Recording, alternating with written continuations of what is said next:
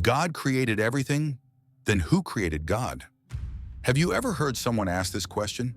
If God created the whole world, then where did God himself come from? This question often comes up among today's young generation, science students, and even ordinary thoughtful people. It's a question that makes us pause and think deeply, and it's not even a new question. People have been asking this for centuries. In the world we live in, we observe that everything has a beginning, and every beginning has a cause. If there's a house, there must be a builder. If there's a watch, there must be a watchmaker. If there's a universe, there must be a creator. So when we say God created everything, the next question naturally comes up. Then who created God? It seems logical, but here's where we need to dig a little deeper. Science says every effect has a cause. That means if something exists, something else must have caused it. For example, if there's fire, someone lit it. If it rains, clouds and moisture are the cause. But here's the catch. This principle only applies to things that begin to exist. So the real question is, did God ever begin? The Bible's answer is clear, no. Psalm 90 verse 2 says, "Before the mountains were born, or you brought forth the whole world, from everlasting to everlasting you are God."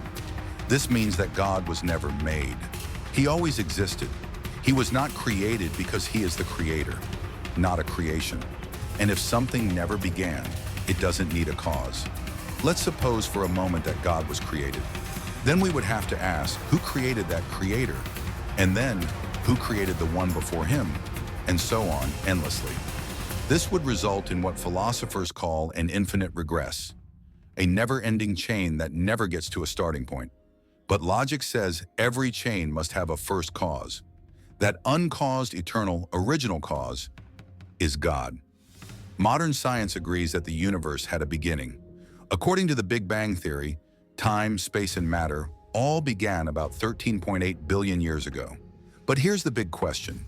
What was before the Big Bang? Science has no answer. Because before time, there is no before.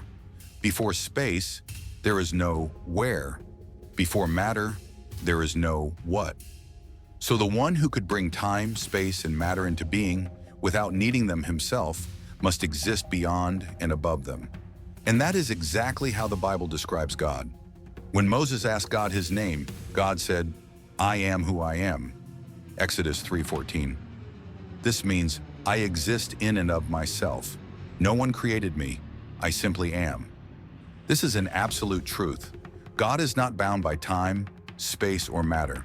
He existed before time, beyond space, and independent of matter. Some people say, we can't see God, so why believe in him? But think about this. Have we seen air, or gravity, or love? Number. We only see their effects. When leaves rustle, we know there's air. When objects fall, we know gravity is real. When someone cares, we know love exists. In the same way, when we look at the complexity of the universe, the design of life, and the hunger of the soul, we know there must be someone who made it all. The earth is at the perfect distance from the sun, not too close, not too far. Our DNA is so complex that it contains as much information as a vast library. The laws of the universe, gravity, motion, light, are all in perfect balance. Could this all happen without an intelligent creator? That would be as impossible as millions of letters randomly forming into a perfect book after a storm. So we really have only three possible options. 1, the universe created itself, but that's illogical. Nothing can create itself. 2, the universe has always existed, but science itself says the universe had a beginning. 3, there is an eternal, uncreated, intelligent being who made everything. And the most reasonable biblical answer is God. But God is not just a creator. He is a father. He didn't make you just to exist, but to have a relationship with him. John 17:3 says, "Now this is eternal life, that they know you, the only true God, in Jesus Christ, whom you have sent."